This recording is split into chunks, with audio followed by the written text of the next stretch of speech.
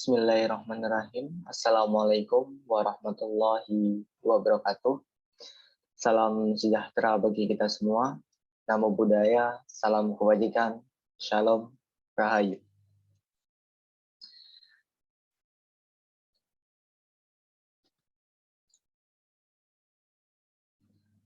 Saya dari Prodi S1 Pendidikan Teknik Elektro, jurusan Pendidikan Teknik Elektro, Universitas Negeri Yogyakarta. Perkenalkan, nama saya Lisa Kifaik Hanafi, dengan NIM 225012444013 dari kelas D Pendidikan Teknik Elektro 2022.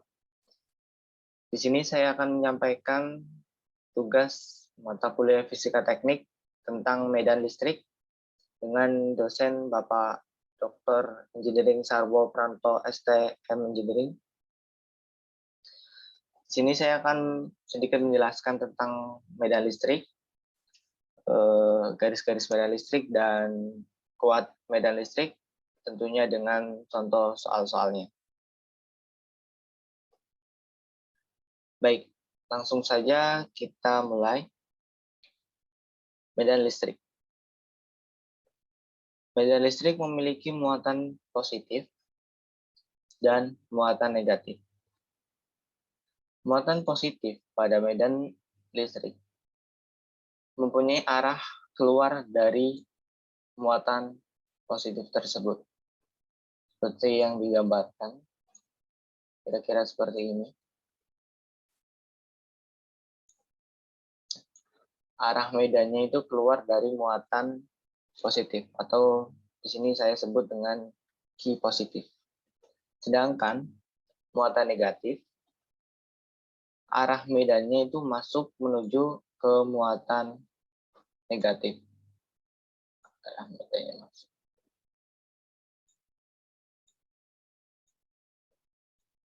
Kalau positif itu keluar, kalau negatif itu masuk.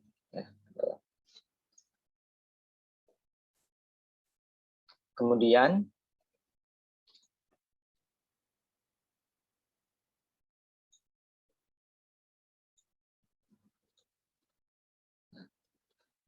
seperti ini. Kemudian sifat-sifatnya, jika muatan positif berdekatan dengan muatan positif, maka akan terjadi gaya tolak-menolak. Karena arah medannya atau arah medannya itu sama-sama keluar. Jadi dia tolak-menolak seperti ini. Tolak-menolak. Sedangkan ketika muatannya berbeda atau muatan positif bertemu dengan muatan negatif, maka saling berdekatan atau saling tarik ya. Karena muatan positif arahnya keluar, sedangkan muatan negatif arahnya masuk menuju muatan negatif tersebut. Jadi muatan positif itu mendekati muatan negatif. Maka akan terjadi tarik-menarik seperti ini. Dan selanjutnya,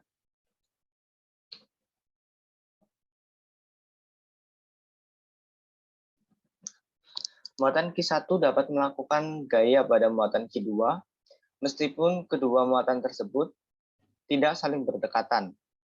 Mengapa demikian ya teman-teman? Hal ini dikarenakan adanya medan gaya. Medan gaya ini disebut medan listrik. Medan listrik ini mempunyai hubungan dengan hukum atau gaya Coulomb. Gaya Coulomb muncul karena muatan Q1 menghasilkan medan listrik pada posisi muatan Q2. Muatan Q2 berinteraksi dengan medan yang dihasilkan muatan Q1 dan interaksi tersebut menghasilkan gaya pada muatan Q2.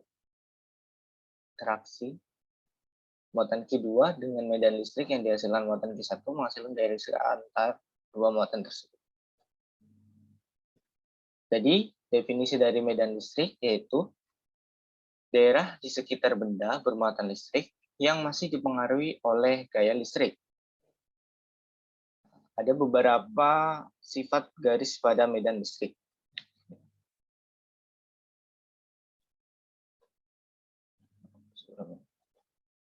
Nah, yang pertama itu arah garisnya akan selalu keluar dari muatan positif dan akan masuk ke muatan negatif, seperti pada slide awal yang tadi.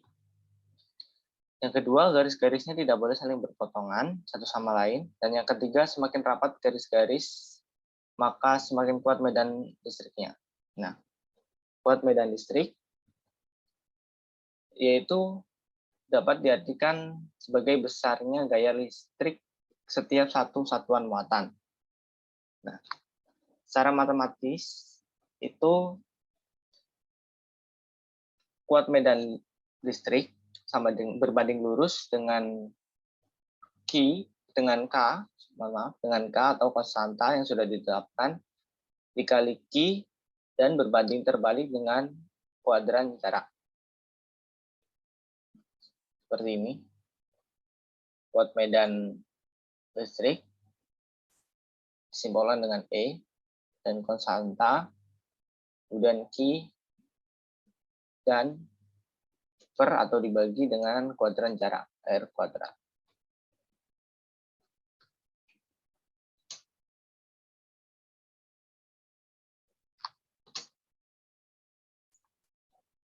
Keterangannya, kuat medan listrik itu satuannya Newton per kolom, konstanta yang sudah ditetapkan yaitu 9 kali 10 pangkat 9 Newton meter kuadrat per kolom kuadrat.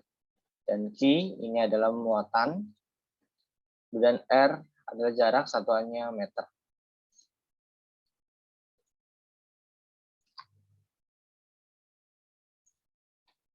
Dan kita langsung saja ke contoh soalnya, supaya kita lebih mudah dalam memahami materi. Di sini terdapat dua buah muatan listrik Q1 dan Q2 berada pada garis lurus terpisah sejauh 40 cm. Jika Q1 memiliki muatan 30 mikrokolom dan muatan Q2 memiliki 20 mikrokolom, jika titik P berada di tengah-tengah antara Q1 dan Q2, berapakah kuat medan listrik yang dialami titik P? Baik. Kita gambarkan terlebih dahulu muatan Q1 dan muatan Q2 terpisah sejauh 40 cm jaraknya. Kemudian di tengah-tengahnya terdapat titik P, tengah-tengah. Berarti dapat diketahui Q1 adalah 30 mikrokolom atau 30 dikali 10 pangkat 6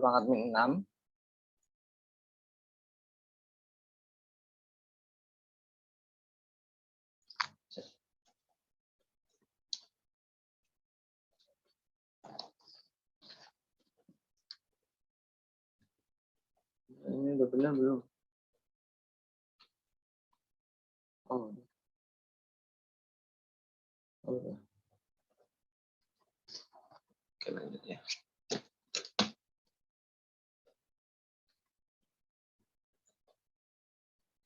30 kali 10 pangkat 6 kolom dan muatan Q2 20 kali 10 pangkat min 6 kolom. Nah, maka di sini jarak Q1 sampai Q2 itu adalah 40 cm atau 0,4 meter. Jadi berada di titik tengah ya. Jadi kita bisa dibagi dua. Di sini 20 cm dan di sini 20 cm atau 0,2 meter. Maka kita selesaikan dengan rumus Q1 sama dengan K atau konstanta dikali dengan muatan dan dibagi dengan kuadran jarak. Maka diperoleh E sama dengan 9 kali 10 pangkat 9 dikalikan dengan 30 dikalikan dengan 10 pangkat min 6 per 0,2 kuadrat. Dan hasilnya adalah C1 sama dengan 6,75 dikali 10 pangkat 6, satuannya Newton per Coulomb. Kemudian kita cari E2. Sama rumusnya.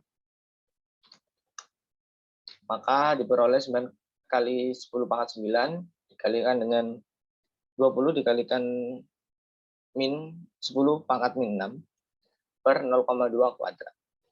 Maka hasilnya adalah E2 sama dengan 4,5 kali 10 pangkat 6 Newton per Coulomb. Dan kita cari resultannya. E sama dengan E1 ditambah E2. E1-nya tadi 6,75 dan E2-nya itu adalah 4,5 kali 10 pangkat 6 dan hasilnya adalah 11,25 Newton per Coulomb. 11,25 dikali 10 pangkat 6 Newton per Coulomb satuannya.